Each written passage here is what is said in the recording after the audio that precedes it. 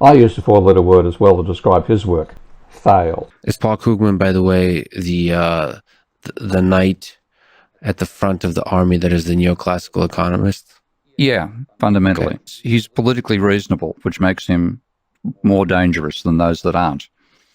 He's politically... there's quite a lot of people that would disagree with that characterization of Paul Krugman, as he's politically reasonable. You should see the people behind the alternatives. Okay. Hi, Prof. Steve Keen here again, and I'm going to give my reactions to the second part of this interview with Lex back in 2022, focusing on Paul Krugman, and I'll explain why I picked Paul Krugman out in this conversation. The influential contrarian economist Steve Keen. Brilliant economist that criticizes much of modern economics. A research fellow at the Institute for Strategy, Resilience and Security at University College in London. He is someone that each and every one of us has to listen to, whether we agree or disagree. Here's Steve Keen. So can you describe why that causes a slump? Okay. So when credit goes to negative. Yeah. If you ask Paul Krugman, he'll tell you credit plays no role in aggregate demand. Okay. Give me a second. Credit plays no role in aggregate demand. So the vision that the neoclassicals have of the banking system is what they call loanable funds. Is Paul Krugman, by the way, the knight at the front of the army that is the neoclassical economist? Yeah, fundamentally. Okay, sure. Okay. He's politically reasonable, which makes him more dangerous than those that aren't. He's politically... there's quite a lot of people that would disagree with that characterization of Paul Krugman, as he's politically reasonable. You should see the people behind the alternatives. Okay. Okay. Fair enough. Okay. That's not a negative or positive statement. That's just he can be feisty as well. Oh, he can. Yeah. But he's like the human face of neoclassical economics. Sure. It doesn't deserve having a human face. It's anti-human theory. Right. But tell me what you really face. think. I got you. All right. Well, but the credit does not have any effect on aggregate demand in their model. And you're saying that's not the case at all? It's absolutely crucial to aggregate demand. So what they model is, again, the example of you lending to me or vice versa. If I lend money to you, I can spend less, you can spend more. Okay, so credit is the change in debt. So if I lend money to you, then there's a level of private debt rises. Okay, so there's an increase in credit. But that increase in credit comes at an expense of my spending power. So you can spend what I've lent you, but I can't spend what I've lent you. So credit cancels out. But when you look at, that's loanable funds. But in the real world, and the Bank of England has said this is the real world and the textbooks are wrong, categorically in 2014, when the bank lends, it adds to its asset side and says, you owe us more money, and it adds to its liability side and says, here's the money in your bank account. Now you spend that money. So what happens when you do your sums, credit is part of aggregate demand and aggregate income. And that's something I first solved in 2019, I think. 2000 is only recently proved it mathematically. So what that means is credit is a component of aggregate demand, and credit is also very volatile. It's like consumption demand never goes negative. Investment demand never goes negative, but credit can go from positive to negative. And when you take a look at the long run of American history after the Second World War, there was no period until 2007 where credit was negative. It was a positive component of GDP, a positive number. Therefore, when you do it as a percentage of GDP, it was a positive percentage of GDP. It peaked at 16% of GDP in 2006. 2007, it fell to minus 5% in 2008, 2009. So you had a 20% of GDP turn around in aggregate demand. Now, when you plot that against unemployment, the correlation of credit to unemployment across the period from about 1990 to 2010 is about minus 0.9. Okay? Enormous negative correlation. Now, according to the neoclassicals, it could be close to zero. Okay? Empirically, it's bleedingly obvious it's not, and it applies to every country in the world that had a financial crisis at that period. So it's bleedingly obvious in the data, and they ignore it because credit's not part of their model. And you're saying it's causation, it's not just it is causal. So let's go and unpack some of that. And I'm going to start from the data itself. So if you saw the previous video, you saw this chart where I showed the increase in private debt and the credit boom and bust and everything else. What I've done now is I've brought International Labour Organization data on the unemployment rate, and I'm now linking with this chart here, as you can see. I've got the debt level, the rate of change of debt, which is credit, and the unemployment rate all linked together. So if I move this indicator bar unravel along from one country to another, then the data changes from one country to another. So this is one of the advantages of Ravel, which I'll talk about in other times, but this is my new software which enables you to do multidimensional data analysis really easily. But back to those claims that I made in the video with Lex. I got it wrong. Correlation is actually not minus 0.9, it's minus 0.91, as you can see from this chart here. So the red line here is the unemployment rate, and this is in America here. I'm looking at the United States at the moment, between 1990 and 2015. There's a little thing we call calipers that let us choose a subset of the data nice and easily in Ravel. And what I've done here, I've got credit on the left-hand scale, and the credit's the black line. You can see the booms and busts in credit, as I explained in the last video. Here's the unemployment rate. Now, I don't know if most of you are old enough to know what a Rorschach test is. So it's a crazy psychological thing done in the 90s to put ink on a blotter and then put it together, and you had to say what it looked like, and most people said it looked like sex, but that's another story. That looks like a Rorschach plot to me. Okay, you've got credit goes up, unemployment goes down. Credit goes down, unemployment goes up. And that shows the dominant role that credit has in aggregate demand and aggregate income. And that's something I've got to explain logically in a moment. But that's the United States. So between 1990 and 2015, which is 25 years worth of data and spans the financial crisis, both sides of it, including the event itself. And that's the sort of thing neoclassicals tend to say, well, that's an outlier, let's leave that out of our data. Sorry, it's part of the actual functioning of a system. And you have this massive correlation. Let's check some of the other countries now. I hold the control key down and press the down arrow. I go back towards the origin. That's the UK's data, minus 0.7. Spain, and Spain had a huge boom and bust, as I explained in the last video, minus 0.93. Let's go to the next country. Portugal, minus 0.88. Hope you're getting a theme here. New Zealand had a smaller crisis than some of the European, minus 0.5. Korea, minus 0.5. Japan, this is slightly leaving out Japan's actual crisis. Actually, I'll show what the calipers do by dragging this out. Minus 0.85, still pretty good. Let's just zoom in and I'll drag the calipers out so I go back to the start of the bubble economy for Japan, and then recalculate that. Minus 0.87. Need I go on? I might as well show Australia at the end there, my home country. Okay. Minus 0.57. Let's just zoom into the period of the actual financial crisis, or the bubble and the bust afterwards. Go back and take a look at that. Minus 0.7. So even countries which managed to avoid the crisis in 2007 have got the same basic dynamic. Rising credit means rising economic activity and therefore falling unemployment. That's the data. Now that alone should be enough to decide, oh, Keen's right and Krugman is wrong. And why do I pick on Krugman? I didn't actually explain that, did I? That's because way back in 2012, actually the day before my birthday, Krugman posted this article. He'd never heard of me before, never read anything about me, and bang, I'm the first name in his blog post, which was quite worthwhile. It was a nice little way to get a bit of a promotion of my views, but look how he treated them. So first of all, he says there's a new post up about Minsky and my work as on Hyman Minsky and how people get it wrong, and good for him. Yeah, nice start. And then on we go. And then first of all, he says, well, what did Minsky mean? I don't care. That's a good start. This shows unfortunately, the extent to which economists make up their own history rather than reading what it actually is. On we go then. How should one do economics? And he says, I search for simplicity.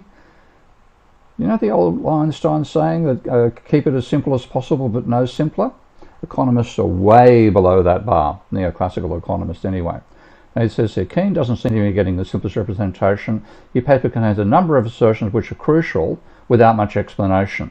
I'm sorry that was in the paper, but let's actually take a look and see here. Now you're going to love this. If you're somebody who thinks economists understand banking and money, this is a guy who got a Nobel Prize for economics, and probably the most prominent neoclassical economist in the world, given his blog at the New York Times. In particular, that says, insists that putting banks in the story is essential. I can't help but laugh at this line. Now, I'm all for including the banking sectors in stories where it's relevant, but why is it so crucial to a story about debt and leverage? Give me a break. But this is the way neoclassicals think. It says, Keynes says once you include banks, lending increases the money supply. Okay, but why does that matter? You think it's hard to explain it to the ordinary person why banks matter. This is trying to explain it to a guy with a Nobel Prize in economics. He seems to assume that aggregate demand can't increase unless the money supply rises, but that's only if its velocity is fixed. So if we all become strict monetarists all of a sudden, yada, yada, yada. Now this is the part I'm going to be focusing on and explaining in this little clip here. Keynes then goes on to assert that lending is by definition an addition to aggregate demand. I guess I don't get that at all. And he then continues on, and this is the important point about what neoclassical economists see when they think banking versus what happens in the real world. If I decide to cut back on my spending and stash the funds in a bank, which lends them out to someone else, this doesn't have to represent a net increase in demand. Now that's true, but it's not what banks do. And this is what the Bank of England said decades ago. So this is the paper that came out a couple of years after our conversation, which we had the Bank of England coming out and saying the heretics like myself are correct. Banks create money. That's why you've got to have them in your model. But that's by the by. That happened before this debate with Krugman. So that's the background. So what I want to now go through is, first of all, I've shown that credit is dramatically important in aggregate demand just on the data. So if economics was genuinely an empirical science, then it would be trying to explain this issue. Why is credit such a dominant factor in determining unemployment? But that's not what they do. So I now want to explain why credit is such a dominant factor in economic activity. And let's go back to this vision here. I call this a Moore table, and I've just done this in Excel. I haven't yet developed this concept of a Moore table as part of my Ravel software, but I hope when I get more funding or make more sales and I can start doing it. So what I'm showing here is expenditure by three sectors. I'm dividing the economy into households, services, and manufacturing, and saying, well, households spend A dollars per year on services and B dollars per year in manufacturing. So that's the spending by households, and that's the groups that receive the income, and of course that sums to zero. And then the same thing for services. Services spends C dollars per year on the household sector, employing labour and things like that. D dollars per year, buying ATMs and so on. And then manufacturing spends E dollars per year on households and F dollars per year on manufacturing. And it's all balanced. And that's the vision of a world with money, but without banks or debt. So that's the simplest foundation to understand what I'm doing with the table. And what it means is the sum of these horizontals here is the negative of aggregate expenditure in the economy. I'm clearly doing a simplified model here, but the idea is that if I expanded it to everybody in the economy, then the diagonal of all the expenditure on one side and all the income on the horizontal would sum to zero. Okay, in the aggregate, the whole table, because somebody's spending is somebody else's income. And that is probably the only issue in macroeconomics that all schools of thought agree with. Expenditure is income. Your spending becomes somebody else's income. So that's what we had if we didn't have any banks or debt in the system. Now the next one is loanable funds, and this is the model that Paul Krugman has in his head and all neoclassical economists have in their head. In fact, if you reject this idea, you are no longer a neoclassical economist. There's one exception, that's Paul Kumhof at the, I've forgotten his first name, so long since we've spoken, but Michael Kumhof at the Bank of England. So what I'm doing here is I'm showing the way that neoclassical economists think banks actually operate, and what banks do in their model is they don't actually do any lending. They enable one agent in an economy, a non-bank agent, to borrow money from another non-bank agent, and then all the transactions occur between the agents. So this is, I've got the services sector here, spending C dollars per year on the households as before, though it'll be a different number to the C in the previous example. But then it's lending credit dollars per year to households. So if it's lending, what it's going to be lending, it can't spend. That's one of the points I made with Lex. You can't spend money you've lent.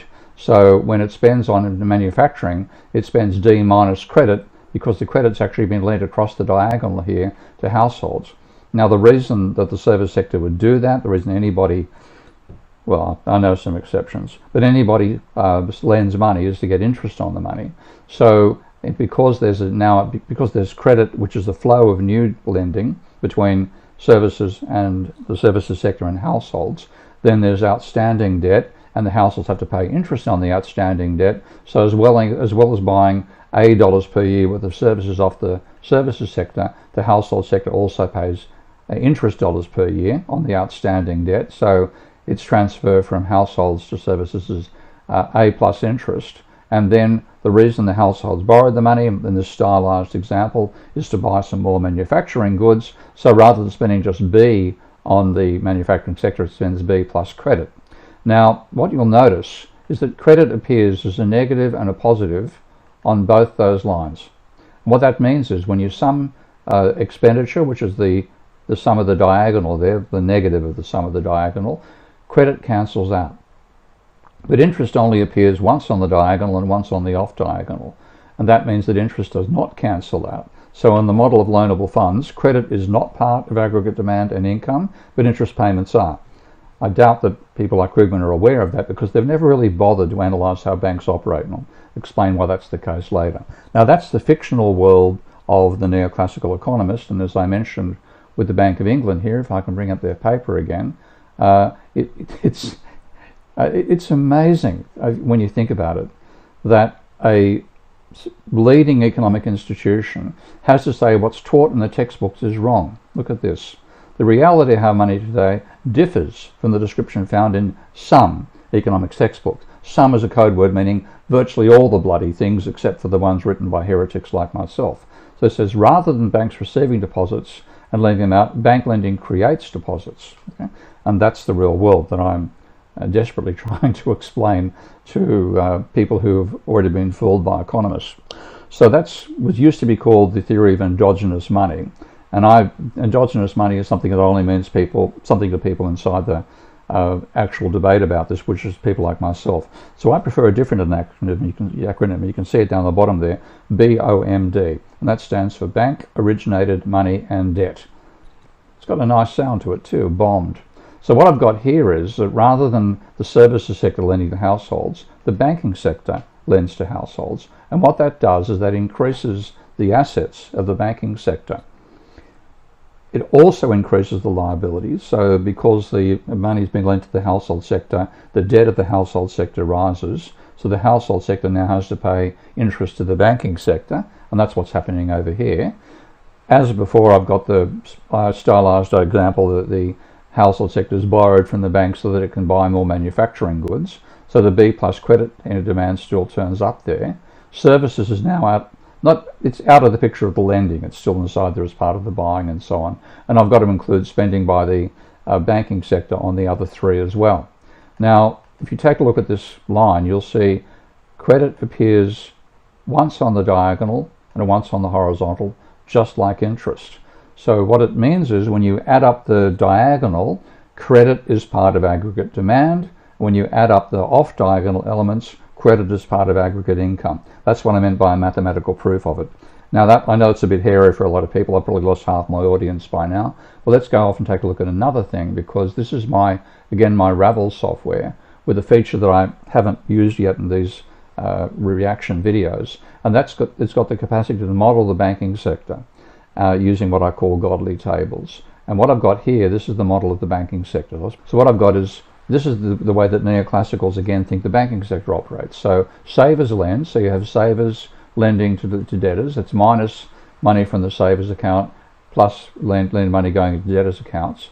The banks just make fees out of the whole thing. Of course, they do charge fees, but they also charge interest.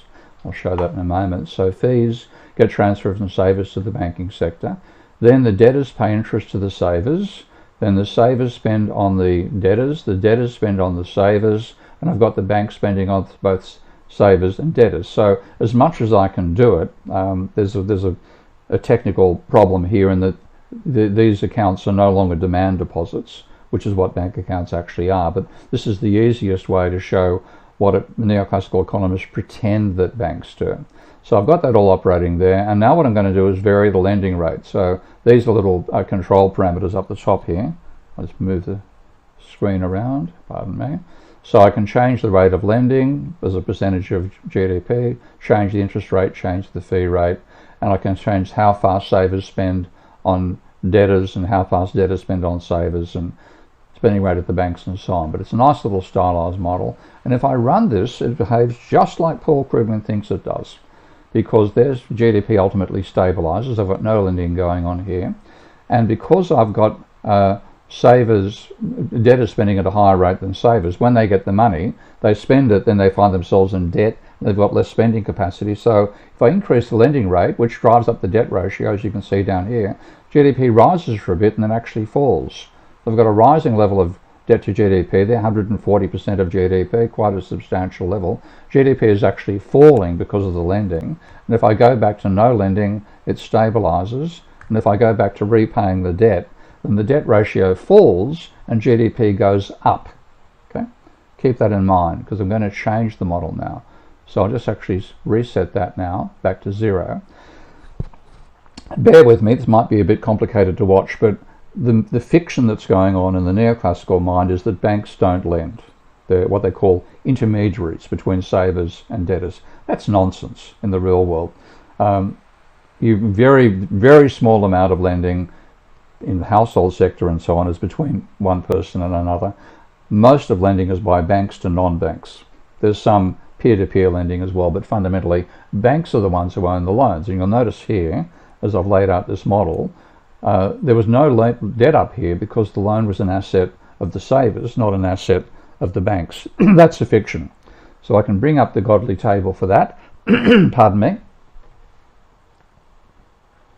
Make that full screen.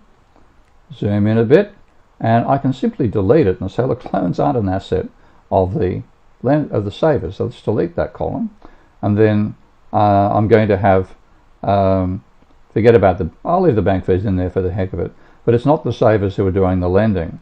So I'm going to get rid of the savers doing the lending and get rid of the debtor paying interest to the savers. That's gone. So all I've got now is that I'll get rid of fees as well. Okay, so all that's going on is that the savers get money being spent by the debtors and by the bank on them, but there's no so-called savers aren't playing a role here. Now, of course, I've got rid of the debt as an asset of the savers sector now, but it's still a liability of the debtors, and I've still got the debtors inside there. So what I'm going to do now, pardon me, is bring up the banks table now. Make that a bit larger, zoom in, and I can now add an extra asset, and Ravel keeps track of any liabilities which haven't yet been shown as an asset. So if I click this down arrow here, you can't really see this text, but it's saying loans. So the operation of lending is coming across here. Fees, I can get rid of the fees, just delete the whole thing, and the debtor is now paying interest, not to the savers, but to the bank. So I can say insert the flow over here of interest as a positive, and that now goes to the savers. So all I've done is change the structure of the model to make it more realistic. I'll go back and show the full scale. I've changed nothing else about the system. I'll just set the lending rate back to 0 there. Okay, so now we simulate the system, and same story, it stabilizes because I've got no lending going on. But now let's make the lending rate go up and watch what happens to GDP. It goes in the same direction, and the thing continues rising. Debt ratio also stabilizes rather than going to high heavens. But you've got rising GDP because of a lending rate. And if I put up the lending rate again, it'll be making it a bit larger, it'll go larger still. I've actually fixed it so it only goes to 10%. And then if you have no lending at all, GDP stabilizes. And if you have actually repaying of debt, GDP plunges. Now, that's the world in which we actually live. That's what caused the financial crisis. This is, of course, a very stylized version of the same thing. But that's what people like Krugman are ignoring. So the question is, why do they ignore it? And the reason is, fundamentally, they don't want to know. They've got a model, and a model, or what I call a paradigm, is to an economist like a religious belief is to a religious person. And if you're inside the Vatican, then you can argue over how old was Joseph when he met Mary and things of this nature. But you can't argue over the virgin birth, and you can't argue over Jesus resurrecting. Imagine being an archaeologist turning up at the Vatican and saying, "Excuse me, I found the body of Jesus Christ." What would they do to you? They'd kick you out if you were lucky. So they don't want to hear things outside their own paradigm, and this is what's going on here. So I tried to engage in a debate with him, and I used a range of concepts about what are called their modeling system, called dynamic stochastic general equilibrium models and so on. And I'm all for listening to heretics. No, he wasn't. He was all for rejecting heretical vision from his point of view, and end up saying down to the end that one of his colleagues used the four-letter word to describe my work. He can't because he's part of the Times. I used the four-letter word as well to describe his work: fail. Annoy a neoclassical devotee. Get my funny money bundle for free. They want you to see through the fantasies peddled by mainstream economists. They think they're leading us to economic equilibrium, but instead they've led us into economic and ecological crises. So pause this video now and join about 10,000 other truth seekers in downloading the Funny Money Bundle inside our WhatsApp community by going to new.stevekeenfree.com as well. It's free this week. Reveal what hides, expose the lies. New.stevekeenfree.com for the wise.